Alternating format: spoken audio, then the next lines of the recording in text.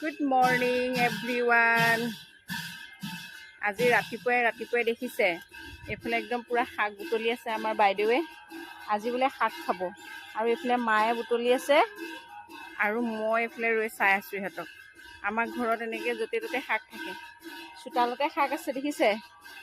আৰু এইফালে একদম ৰ'ব দেখাই আছোঁ দেই, সিহঁতি দুজনী এইফালে চোতালতে শাক বুটলি আছে আৰু এইফালে পাপায়ে নাম লৈ আছে গোঁসাই ঘৰত।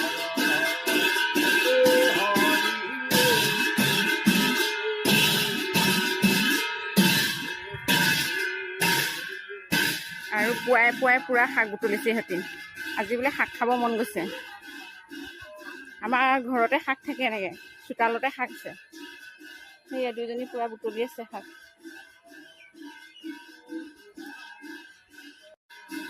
আৰু এয়া দেখিছে এশৰাহি হৈ গ'ল শাক, এশৰাহি। এই বনটো আপোনালোকে খাই নাই, এইটো বনটো খাই নাই, এইটো হৈছে কণা শিমলু দেই, খাব বহুত মজা লাগে। এশৰাহি শাক বুটলিলে যে শাকৰ চব্জি খাম। আজিলে বাই বাই।